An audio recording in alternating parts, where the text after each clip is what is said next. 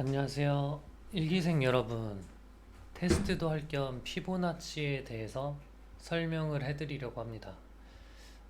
피보나치라는 도구를 사용하는데 왜 쓰는지, 그게 무엇을 의미하는지는 좀 알고는 쓰자는 의미로 제가 추가로 동영상을 올리는 거고요. 제가 말을 드리는 부분들은 정답은 아니고 해답 정도는 될 것 같아요. 그래서 이 피보나치라는 도구에 대해서 설명을 할 거고요.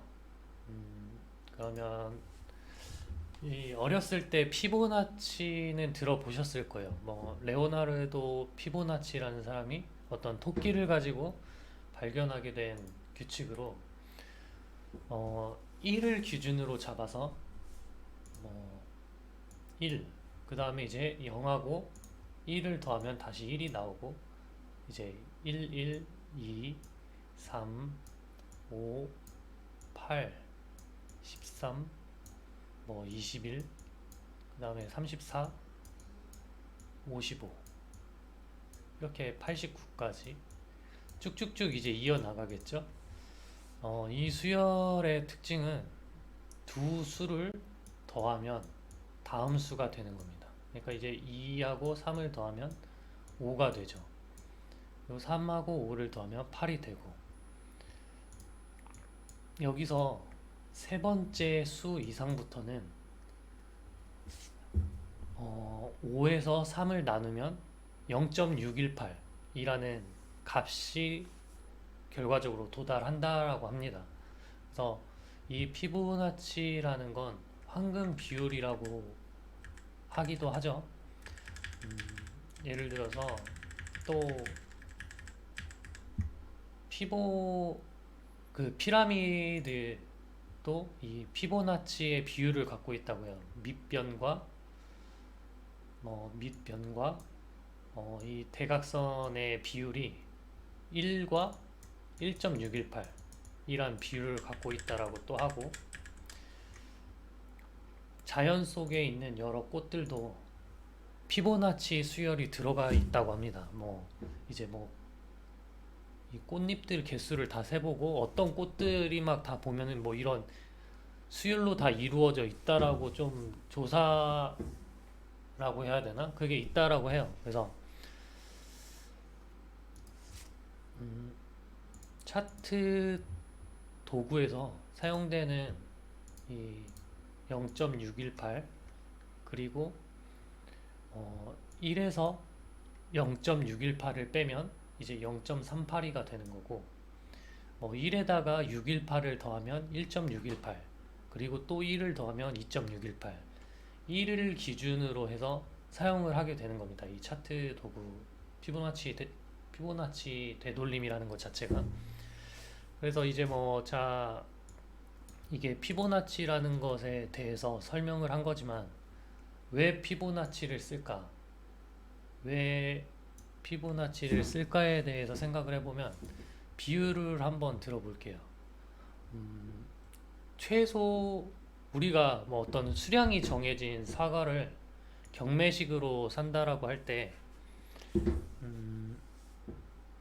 최소 0원 그리고 최대 1,000원의 값을 가지고 입찰을 할 수 있다라고 하면 평균적으로 500원이면 이제 살 수가 있게 되겠죠.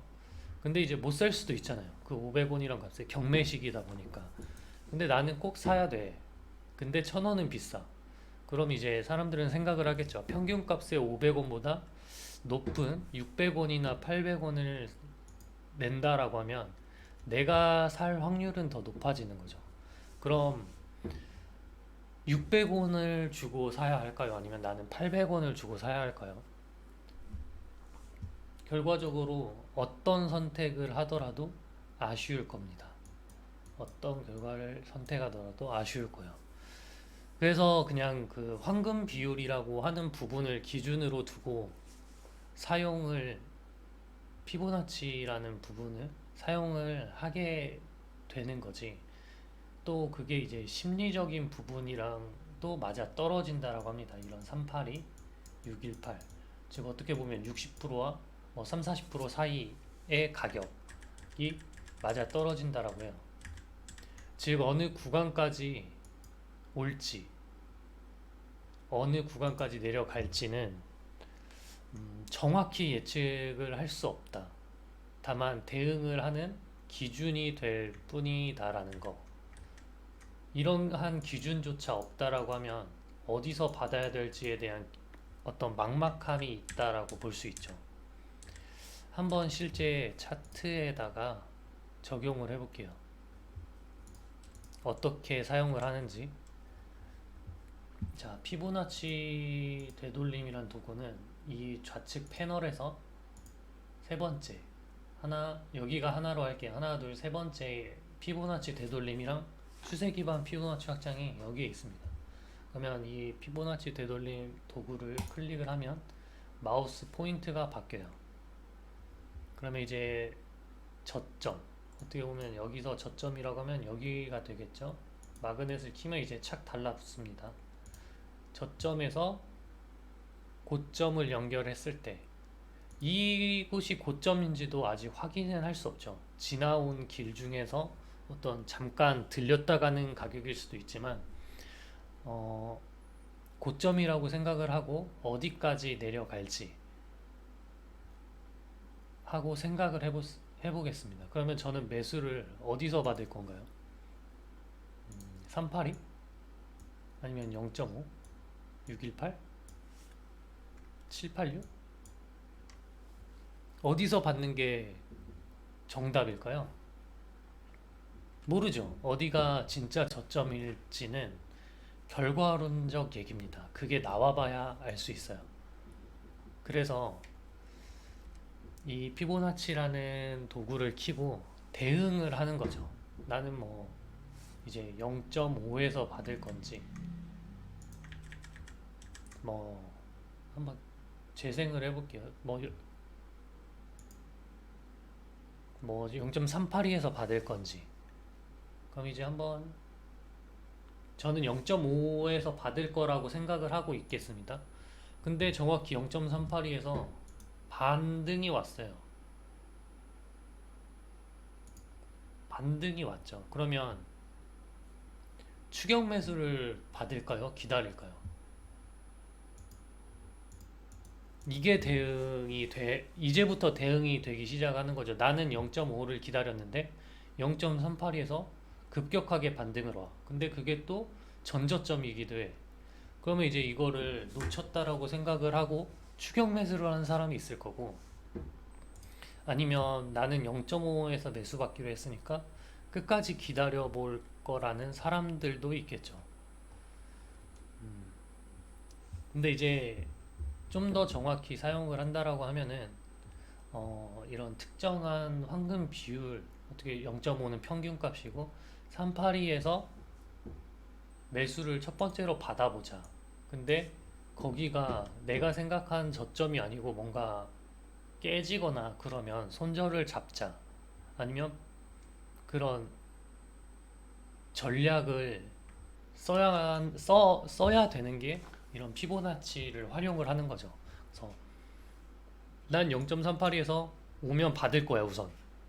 그리고 다시 그 구간이 깨지면 손절을 할 거고, 여기가 깨지면 나는 다시 0.5에서 잡을 거야. 그게 또 깨지면 0.618에서 잡을 거야. 이런 식으로에 대한 대응이 필요하다라는 겁니다. 다만 이제 뭐 0.4 뭐 이런 데서 받을 수도 있고, 그런 기준이 없다면 0.55에서 받을 수도 있지만 이런 비율을 가지고 그냥 사용을 하자는 거죠. 어떤 정확한 나만의 다른 기준이 없다라고 하면. 그래서 이런 피보나치의 어떤 특정한 숫자들이 정답은 아니라는 걸 알려드리는 거예요. 운이 좋아서 난 382에서 기다렸다가 그냥 가. 그러면 뭐 운이 좋아서 좀 그 자리가 맞았다가 되는 거고, 0.5를 기다렸는데 382 찍고 가면 저는 이제 아무것도 매수를 받지 못하고 가는 거기 때문에, 만약에 이제 이런 피보나치 하나만 쓰는 게 아니라 다른 어떤 파동이라든지 뭐 지지 저항 추세 같은 것까지 같이 사용을 한다라고 하면, 같이 사용을 했을 때 여기에 뭔가 겹치는 게 많아. 그러면 이제 신뢰도가 높아지겠죠. 내가 여기서 매수를 받아야 하는 신뢰도는 아마 높아질 거예요. 그건 이제 피보나치 외에 추가적인 뭐 지표까지 공부를 하게 된다면 겹쳐서 사용하시면 될 것 같고, 자 그러면 이제 좀 그냥 재생을 좀 더 해볼게요.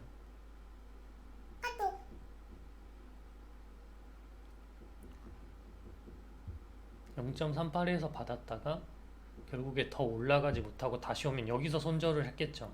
그러면 다시 이제 0.5까지 여기서 매수 받는다고 했으면 이제 매수가 올 거예요. 그래서 거기서도 또 반등이 이제 나오는 거고, 이제 매도 타점을 또 잡았겠죠. 매도 타점을 잡았거나 뭐 이게 상승장이라고 생각을 했으면 더 들고 갔던지, 이제 하락이 올 거다라고 생각을 했으면 또 이 구간에서 피보나치를 잡아서 어느 부분까지만 올 건지 그런 걸 체크하고 뭐 매도를 하던지 장투를 하던지 할 거예요. 근데 장투를 했어. 근데 안 팔았어. 장투를 할 거기 때문에 상승장이라고 생각을 해서. 그러면 이제 0.5가 다시 올 때쯤 다시 팔겠죠. 속도를 좀 올려볼까요? 네.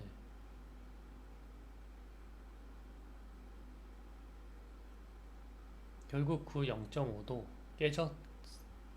깨졌다라고 볼 수 있고, 그럼 이제 어디까지 내려갈지 또 피보나치를 쓰면서 계속해서 대응을 해나가야 되는 겁니다. 이런 게 어떻게 보면 정답이었으면 0.5 찍고 그냥 간다라는 정답이었겠죠. 그래서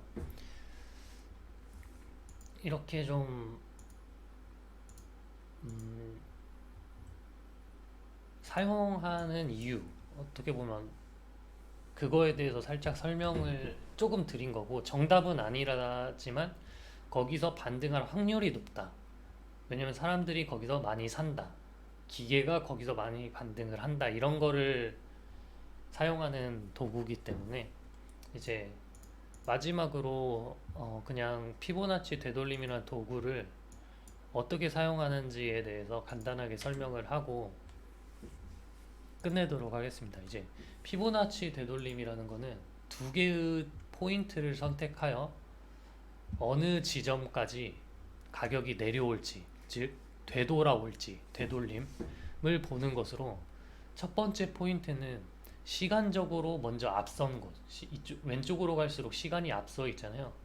시간적으로 앞선 곳을 첫 번째 포인트로 삼고, 두 번째 포인트는 그 이후, 이 전에 찍으면 안 되고 이 이후에 나오는 어떤 고점 부분을 찍는 겁니다. 뭐 어떻게 되면 이게 고점을 찍느냐 저점을 찍느냐의 기준이 아니고, 만약에 뭐 이렇게 하락이 내려오는 거였으면 시간상으로 먼저 앞선 거, 그리고 이때는 또 고점이 되죠. 여기서 시간적으로 지났을 때의 저점, 이때는 또 저점이 됩니다. 이런 식으로 왼쪽에서 오른쪽으로 작도를 하는 거예요. 그리고 이제 추세 기반 피보나치 확장, 이거는 세 개의 포인트를 선택해서 어디까지 그럼 추가로 올라갈지나, 어디까지 뭐 반대로 그리면 이렇게 반대로 내리면 어디까지 더 내려갈지까지 볼 수 있는 것으로, 이 피보나치를 찍은 선택한 두 개의 포인트를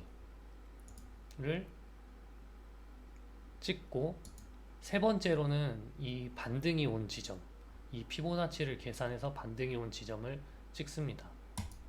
그러면 이제 이 위로 피보나치가 이 세 개의 점을 가지고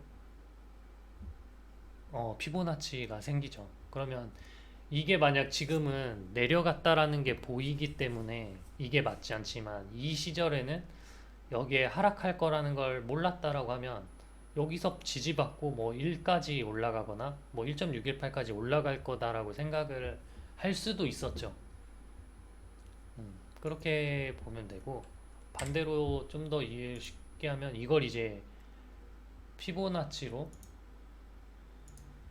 이 첫 번째 포인트, 두 번째 포인트를 해서 뭐 618까지 반등을 한 걸 체크를 하고 더 못 올라간다라는 걸 알았을 때 이게 하락 파동이 아닐까라고 좀 생각을 해서, 그럼 어디까지 더 떨어질까를 추가 측정하는 게 이제 피보나치 확장입니다. 세 가지 포인트, 이쪽 1포인트, 2포인트, 이게 3포인트. 그래서 1까지 1대1로 떨어질지 아니면 하락 3파동으로 1.618까지 떨어질지 이렇게 체크하는 거예요. 이렇게 두 가지의 도구에 대해서 알아봤습니다. 열심히 배우시길 바랄게요.